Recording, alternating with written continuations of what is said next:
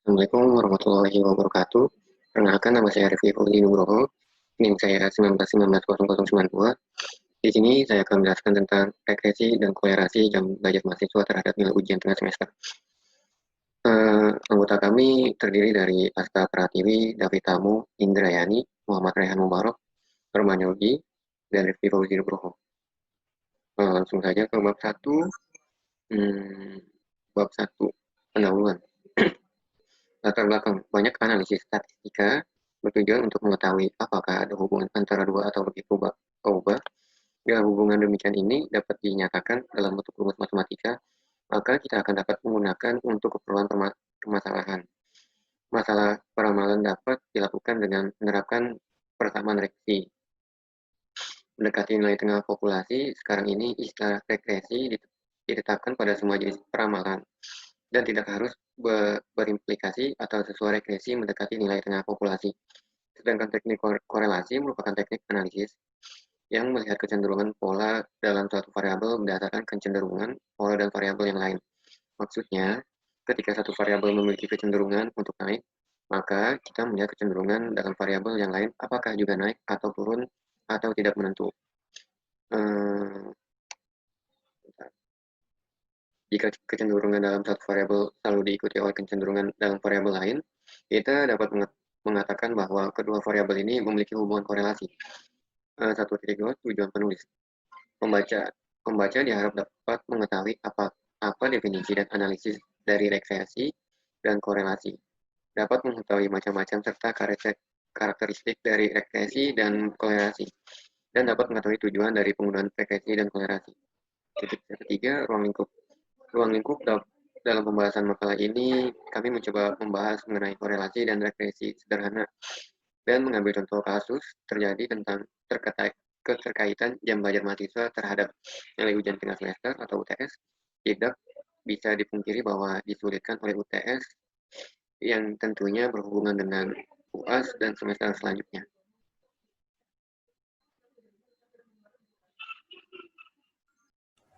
Nama saya Muhammad Rehan Mubarok dengan NIM 19190081. Di sini saya akan menjelaskan bab 2 tentang teori statistika. Bab 2, teori statistika. Dalam kondisi sehari-hari, kita sering menjumpai adanya hubungan antara satu variabel dengan variabel lainnya. Sebagai contoh, tingkat pendidikan seseorang berhubungan dengan gaji yang diperolehnya. Dalam bidang pemasaran, kita ketahui adanya hubungan antara volume penjualan dengan biaya advertensi dan lain-lain. Hubungan variabel di atas digambarkan adanya variabel bebas X dan tak bebas, yaitu Y. Hubungan antara dua atau lebih variabel tersebut ada dua macam, yaitu bentuk hubungan dan keeratan hubungan. Bila ingin diketahui bentuk hubungan, maka digunakan analisis regresi. Sedangkan bila yang ingin diketahui adalah keeratan hubungan, maka digunakan analisis korelasi. Analisis regresi adalah suatu proses melakukan estimasi untuk memperoleh suatu hubungan fungsional antara variabel acak Y dengan variabel X. Persamaan regresi digunakan untuk memprediksi nilai Y untuk nilai X tertentu. Analisis regresi sederhana adalah analisis regresi antara satu variabel Y dan satu variabel X. Pada materi ini, kita hanya membahas persamaan regresi sederhana linear. Alat lain untuk mempelajari hubungan antara dua variabel adalah analisis korelasi. Analisis ini meliputi pengukuran arah dan kekuatan suatu hubungan linear antara dua variabel. Arah dan kekuatan hubungan ini dinyatakan dalam koefisien korelasi.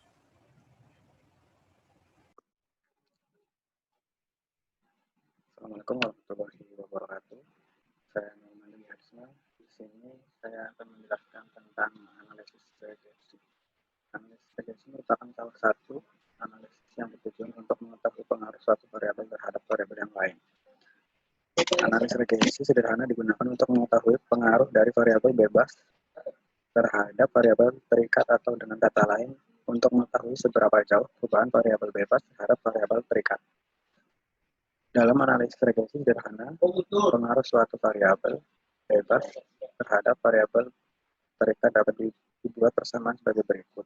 Y sama dengan A plus BX. Untuk mencari persamaan garis regresi, dapat digunakan berbagai pendekatan rumus sehingga nilai konstanta dan nilai koefisien regresi dapat dicari dengan metode sebagai berikut.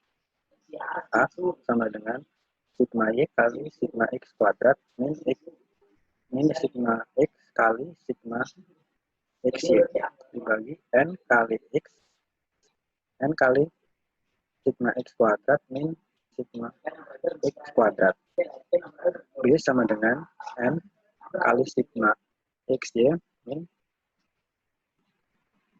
sigma X kali sigma Y bagi N kali sigma X kuadrat min sigma X kuadrat. Assalamualaikum warahmatullahi wabarakatuh. Saya Indrayani ingin mempresentasikan tentang bab 3 tentang pembahasan, yaitu analis regresi.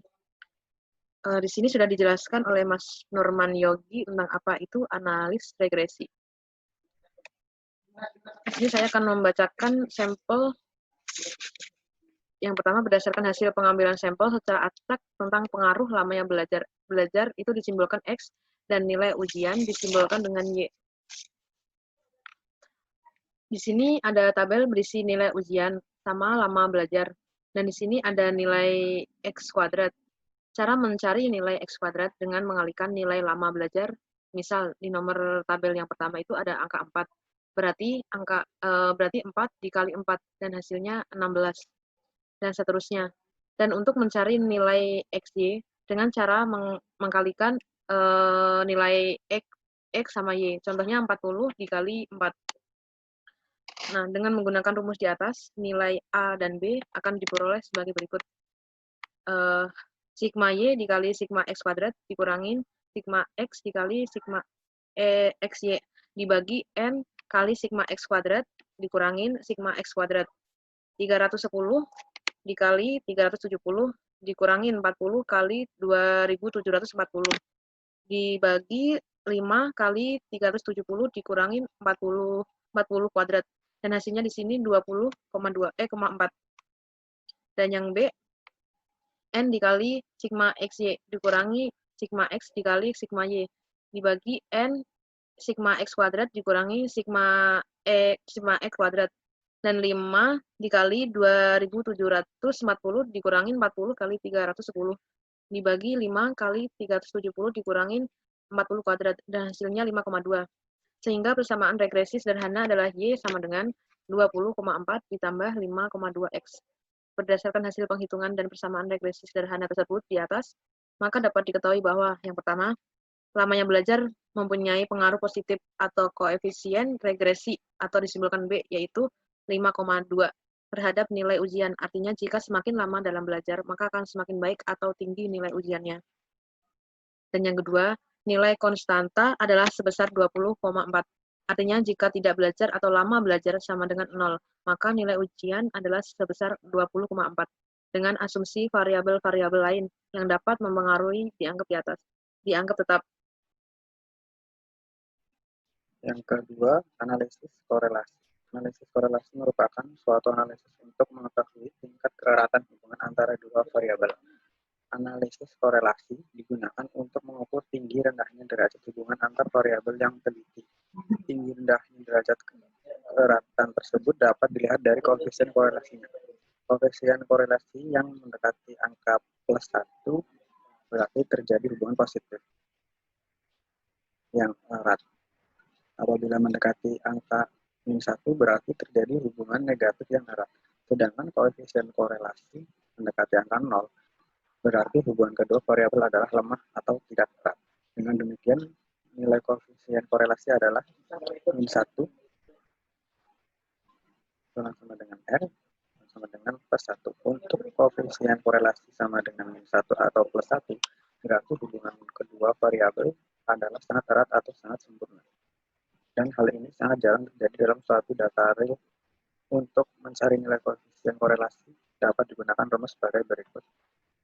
Sama dengan N kali sigma XY min sigma X sigma Y dibagi akar N kali sigma X kuadrat min sigma X kuadrat dikali N kali sigma Y kuadrat min sigma Y kuadrat. Saya, Sapratiwi, akan menjelaskan contoh sampel dari korelasi. Sampel yang diambil secara acak dari 5 mahasiswa, didapat data nilai statistik dan matematika sebagai berikut.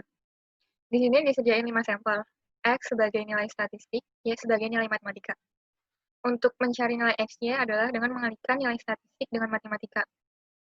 Untuk mencari X kuadrat adalah dengan mengalihkan nilai statistik itu sendiri. Contohnya, di sampel pertama nilai statistik itu 2. Untuk mencari X kuadrat berarti 2 dikali 2 hasilnya 4. Dan seterusnya. Untuk mencari nilai Y kuadrat, caranya juga sama. Di sampel pertama nilai matematika 3, berarti Y kuadrat 3 dikali 3 sama dengan 9. Di sini masuk ke rumusnya langsung.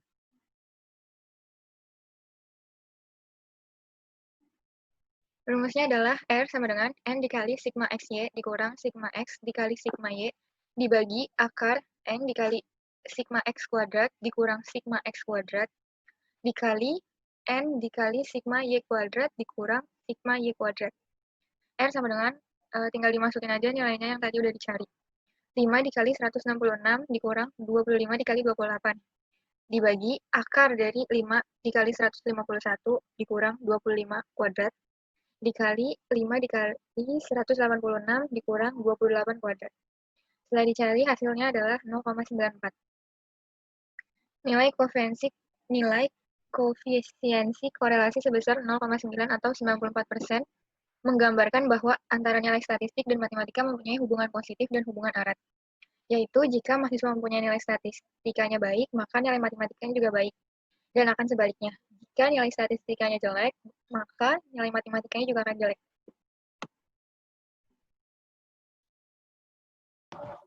Nama saya David Tamu, NIM saya 191980. Selanjutnya kita masuk kepada bab penutup.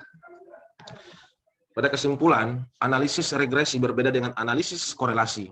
Jika analisis korelasi digunakan melihat hubungan dua variabel, maka analisis regresi digunakan untuk melihat pengaruh variabel bebas terhadap variabel tergantung, serta memprediksi nilai variabel tergantung dengan menggunakan variabel bebas. Dalam analisis regresi variabel bebas berfungsi untuk menerangkan, sedangkan variabel tergantung berfungsi sebagai yang diterangkan. Untuk mengumpulkan data dari waktu ke waktu, kita dapat menggunakan deret berkala metode semi-average. Saran kami yakni dengan adanya statistik dasar dalam mata kuliah, maka manfaatkanlah ilmu yang ada di mata kuliah statistik dasar guna menjadikan dan mengarahkan kita ke arah yang baik, sehingga tercipta nilai karakter bangsa dan bisa menghitung. Demikian penjelasan dari kelompok kami. Wassalamualaikum warahmatullahi wabarakatuh.